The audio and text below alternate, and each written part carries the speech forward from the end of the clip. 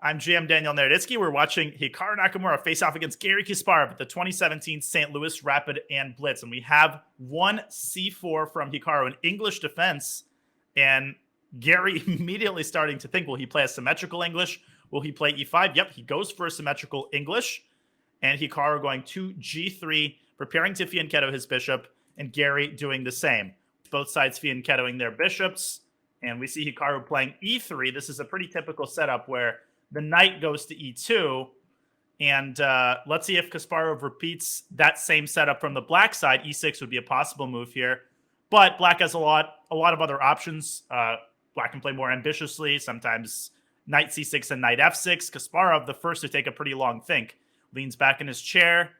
And, of course, Garry not quite as in touch with modern opening theory, although he demonstrated so many ideas even after retiring from chess in these Blitz tournaments. But this is a 5-minute game. Gary's going to have to make a move here.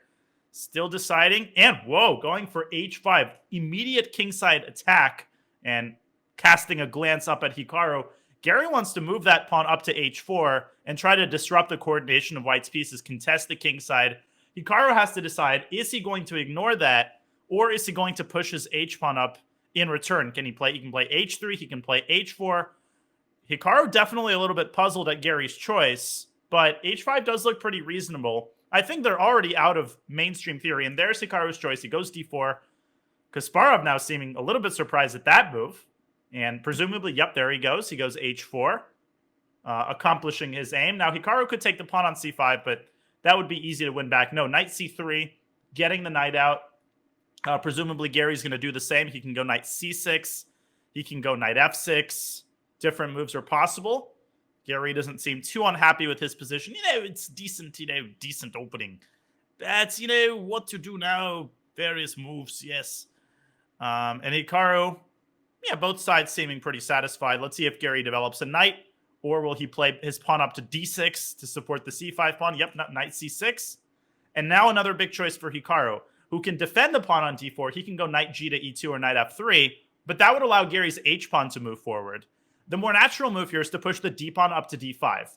But then Hikaru will have to deal with the possibility of Garry capturing the C3 knight with his G7 bishop and permanently ruining white's pawn structure. So it's already a pretty committal decision for Hikaru. There's Garry casting another furtive look up at Nakamura, and he goes D5. And yet another big decision here for Garry. He can move his knight to the center to E5, or he can capture the knight on C3 first, which it ruins white's pawn structure, but that would involve giving away his dark squared bishop. So a lot of committal decisions here to be made for both sides in the opening. And we can see Hikaru having already spent almost a minute. Garry has spent well over a minute, and he's had a lot of problems with time pressure in these Blitz games. So he's going to have to speed it up right about now. Big decision coming up. This is move 7 only, and bishop takes C3. Garry giving away that fianchettoed bishop, and now moving his knight out to E5, accelerating his play just a little bit. The C4 pawn is now hanging. Hikaru could defend it in a variety of ways. He can defend it with his queen. He can move his bishop back to F1, but that seems really, really passive.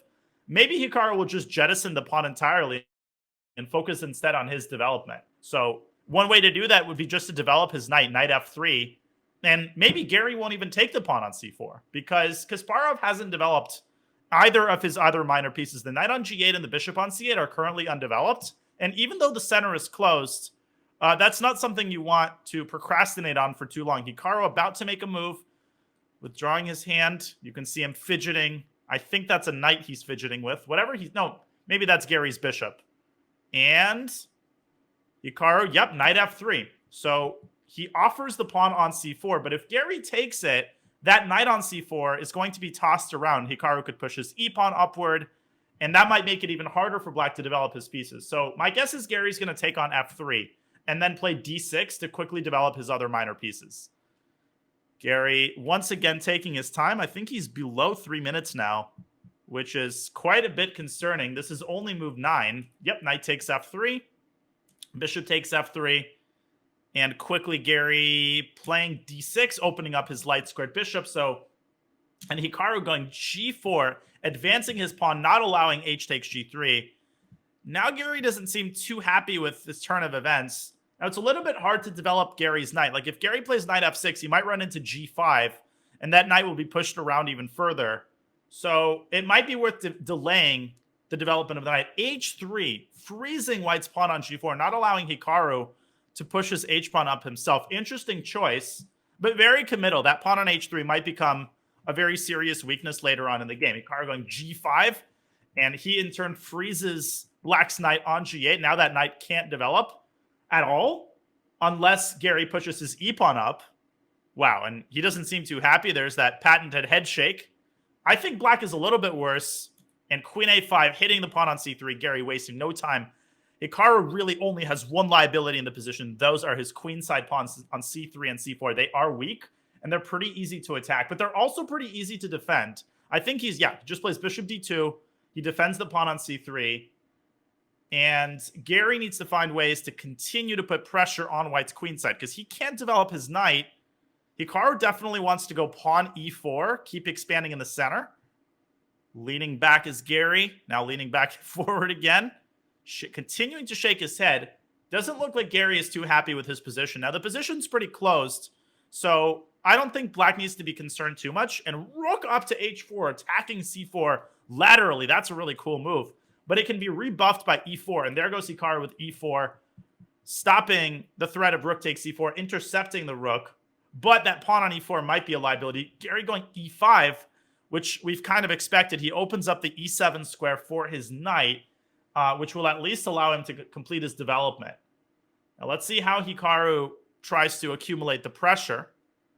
Hikaru a little bit puzzled, but e5 seemed very logical to me. He goes rook g1. Maybe he wants to bring his rook up to g3 and put pressure on the h3 pawn. No, first he goes queen b3, slowing down the development of black's bishop on c8. Now b7 is going to hang. So Garry could consider bringing his own queen back to a6 or c7 in order to make it possible to develop his bishop. Alternatively, he could play b6 here and try to fianchetto the bishop or bring it to a6. And he was hesitating there. I think he's about to move his queen. Queen c7, queen a6, both seem possible. He goes queen c7. Okay. And now the position is really, really close. The center is closed, and neither side can really open it. So actually, I think black is doing quite fine. Maybe he's a little bit worse because black is quite cramped. Bishop d7. Garry finally completes his development. And with his last move, bishop e2, I think Hikaru is actually preparing the march of his f-pawn. I think Hikaru wants to play rook f1, and then f4 and blast open the f-file. So we'll see what Hikaru does here. Rook f1 seems really, really interesting. Rook f1 followed by f4. And black can still castle queenside. No, Hikaru goes a4, a5. So the queenside freezing even further. And f3, a little bit surprising. Hikaru doesn't try to accomplish f4 in one fell swoop. Kasparov bringing his knight to b6. And king f2. Is Hikaru bringing his king to g3? Maybe to kick the rook away. Maybe he wants to prepare f4 that way. That's a really interesting idea. But I'm not sure if it's going to work out. Kasparov can actually castle here. Garry has not moved his king, so he can castle queenside. And he does. Castles queenside, where he's significantly safer. Queen b3 by Hikaru. King b8. Okay, that knight on b6 is now potentially going to be pressured by a rook. Rook up to g3. We talked about that move earlier. They're significantly accelerating the speed of their play. Will Kasparov bring his rook back from h4? That rook isn't doing all that much. He's grabbing his other rook and he brings it to h8, making sure that the h3 pawn remains safe. Hikaru drops his king back to g1. I still think that he wants to prepare f4. But here's the problem with white's position. If you look at that pawn on a4, that pawn is extremely weak, and white can't really move neither his rook nor his queen away from their position. So they're tied down to that pawn. King h1. Hikaru continues to bide his time. Bishop e8. The position really, really close. So this game might end in a draw just because neither player seems to be making any progress. But something tells me Hikaru is not going to be satisfied with that. He's going to try something. Rook g1. Garry a little bit nervous. We can look at that clock. I think he's below 2 minutes. He brings his bishop back to d7. So far, both sides feeling each other out. The big question is, will Hikaru prepare f4? He goes rook ab1. He sacrifices the pawn on a4. Garry doesn't capture it. Afraid to open the a-file. Rook b2, knight d7. Hikaru was threatening to triple on the b-file, and he does, but Garry just in time to play b6. Okay, Hikaru brings his rook back to g1, so he has induced the move b6, but that pawn is perfectly well defended by black's pieces. Queen d8, rook b1. I think Hikaru is now going to bring his other rook to f1 in order to prepare the f4 pawn push. That pawn push has been on the cards for right about 20 moves down to rook f4. What a move by Garry. He brings his rook to f4. Well, that's a way to stop f4, sacrificing the exchange. But that's actually a pretty typical sacrifice, because if Hikaru takes it, then Gary's going to take back with the pawn and put a knight on e5. That knight is going to be a monster, and Hikaru will have no way to make progress. This was an amazing move by Garry. Oh, and f6. Wow, he doesn't bring the... Now he sacrifices the other rook on h4. What an incredible move. I think he could have just brought the rook back to h5. This is a sacrifice I think Hikaru is going to accept. He does.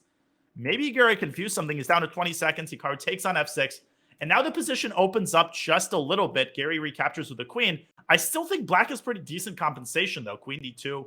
Maybe queen f4 or rook f4. Yep, he goes queen f4. And let's see if Hikaru trades queens. Now, if you have a queen trade, then Garry could potentially get his knight up to e5. And once he does that, it seems like black will have phenomenal compensation for the exchange.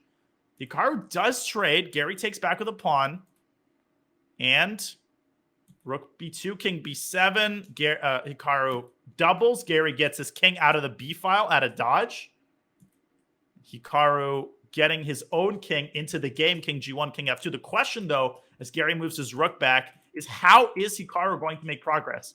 And I think Hikaru wants to play bishop f1 and attack the pawn on h3. That pawn is still a very significant weakness. And look at Gary's clock. He's down to right about 15 seconds. Defends the pawn of the rook. Rook h5. But how is Hikaru going to get his rooks into the game? That pawn on b6 is perfectly well protected, but the knight's not going to e5 just yet. But if Hikaru can't put more pressure on h3, I don't see how he's going to make progress. Garry, his hands are shaking. He goes rook h4. So far, just biding his time. Maybe Hikaru can push that e-pawn down the board, sacrifice it, but open up the position. No, instead, he brings his king further toward the center. Garry moving his rook back and forth. He's basically saying, all right, Hikaru, I don't know how you're going to make progress here. A lot of moves fast. Bishop e2. Garry continues to move his rook between h5 and h4. Hikaru gets his rook to g1. Garry finally puts his knight on e5. Okay, bishop out to d7. Looks like Garry keeps making progress. Now the pawn on h3 can be defended by the bishop as well. And Hikaru's resources seem to be exhausted here. You can see the frustration as he continues to maneuver, gets his king again to d2. But Garry just going back and forth with his bishop. He's telling Hikaru, where are you going with your king? King d8. Hikaru's got his king all the way to b3. Back to b2, back to b3. Looks like Hikaru's frustrated. Doesn't seem to be making any progress at all. Garry moving his king back between c7 and d8. And rook g4. Okay, Hikaru counter-sacrificing the exchange. He's going to take that f4 pawn. But look at Gary's knight on e5. I don't think Gary's going to lose the game with that knight on e5. He's still got plenty of time on the clock. The position simplifying. We have a rook trade. And I think Gary's just got a fortress. He can even sacrifice the pawn on h3. Even if he sacrifices it, I still think he's going to be fine. Hikaru getting his king to the center. Garry doing the same. King f4. A lot of moves being played. And Garry getting his knight to e5. He has sacrificed the pawn on h3. Hikaru can just take that pawn now. But Gary's going to put his pawn on g5. And I think he's going to put his knight on e5. And I think he's going to have a fortress. And I think Hikaru realizes it. We're going to have knight e5 here. Hikaru defending the pawn on c4. Knight back to g6. Stopping h4. And if Hikaru doesn't play h4, then that's it. And we have a draw by agreement. What an incredible game. What a tense game. And if you want to see more videos like this, click on the playlist that's popping up on your screen right now. I'm GM Daniel Naroditsky. Hope you enjoyed this game.